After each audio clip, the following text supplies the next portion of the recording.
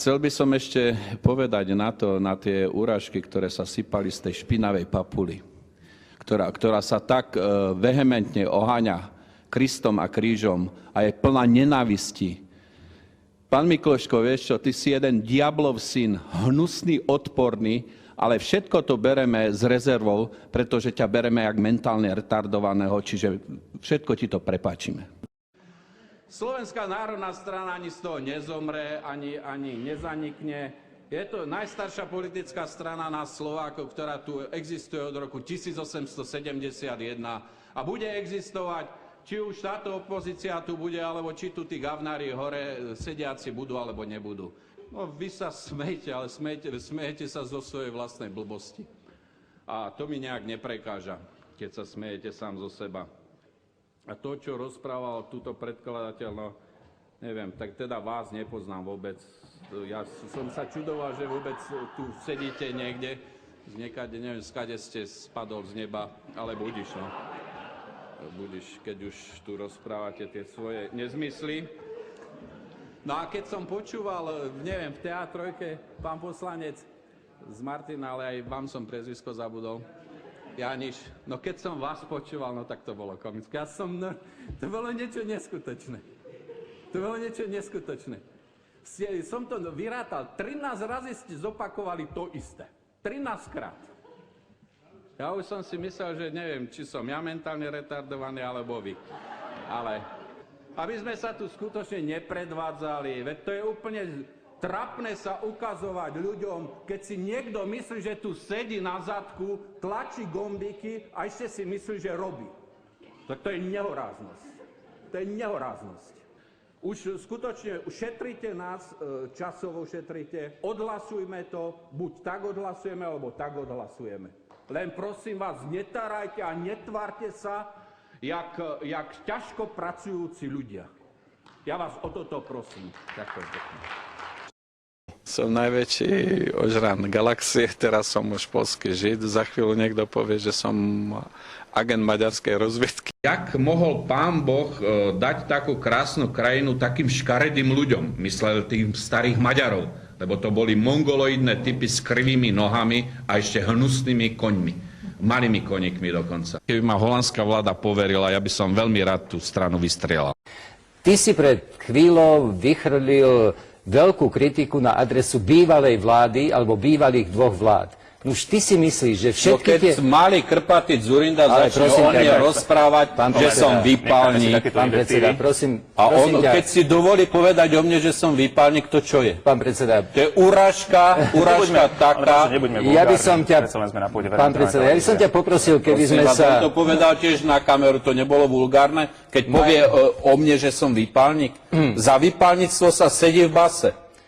To nie je vulgárne, pán redaktor, veď nebuďte aj vysmiešný. Dobre, ale tu sa ideme na pôde slovenskej televízie, aby som bol veľmi Čo rád. som povedal vulgárne? Povedzte mi, čo som povedal vulgárne. Nebudem to opakovať. Som povedal malý krpatý, čo je na tom vulgárne? Je malý a krpatý je takisto. Čo je na tom vulgárne? Nechajme tieto slova.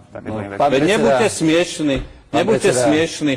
Aj všetci sa idete s prepáčením na to, že toto je vulgárne, toto je slušné. Prosím vás, keď niekto povie niečo, čo je fakticky pravda, nemôže to byť vulgárne. Ja by som bol radšej, keby sme hovorili, toto je dobré a toto je zlé, respektíve toto je lepšie a toto je horšie, ako keď sa tu máme zaoberať, či je to vulgárne, alebo je to menej vulgárne. Preto hovoríme o druhom pilieri, nehovorme tu o tom, že či my sa hádame alebo nehádame. To je dôležité, pán redaktor. Pán predseda. To je dôležité. Jak sa naje z toho národ, že ja sa pohádam s Mečerom alebo s Sudcom, jak je to dôležité? Pre národ je... Keď výsledný efekt bude taký, že zákon bude prijatý. Výsledný efekt budú predčasné voľby, pán predseda? Ale predčasné voľby nebude, nejaký výsledný efekt v predčasných voľbách nebudú. Pán predseda, pre národ je rovnako dôležité, či sa dokážeme správať slušne, alebo vulgárne. A pre národ je ešte dôležitejšie. Pán predseda, nechaj ma dohovoriť. Pre národ je ešte dôležitejšie,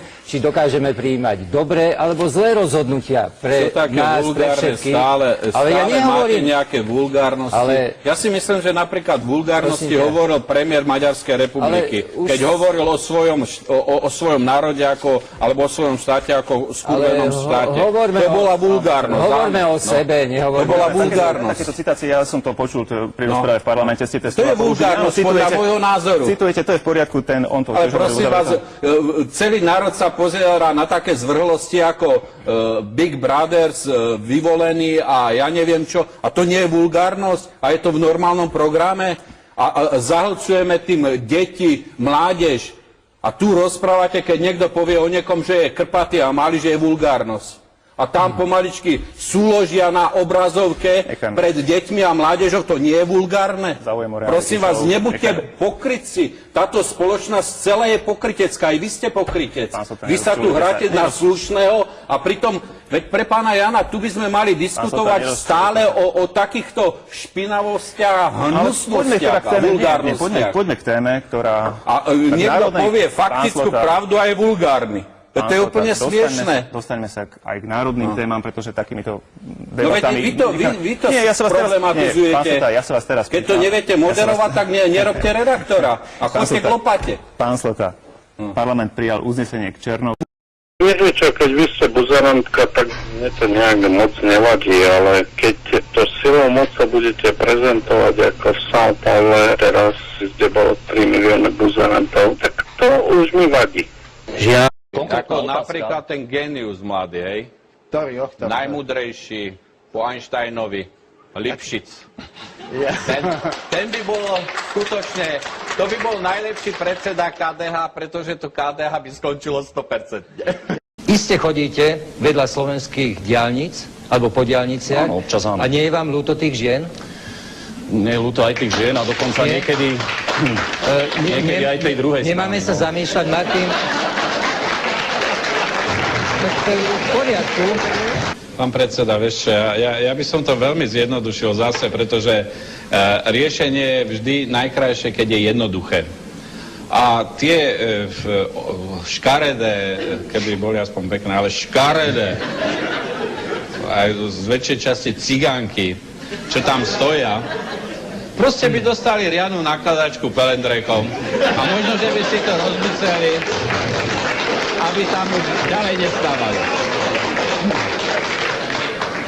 Ja si myslím, že takto by sme nemali až takto hlboko presnúť, pán predseda. To je svojrázný spôsob riešenia a veľmi jednoduchý a veľmi efektívny. Áno, ale ja si myslím, pán predseda, že v tomto prípade naozaj žarty bokom. Ak chceme budovať mravnú spoločnosť, tak sa musíme aj s týmto problémom vážne zaoberať. Ty hovoríš, že vaša politika je založená na kresťanských a národných pilieroch. A toto považuješ za správne? Dobre, prostitútky, ktorí môžu pohlavne nakaziť normálnych ľudí, tvrdopracujúcich šoférov.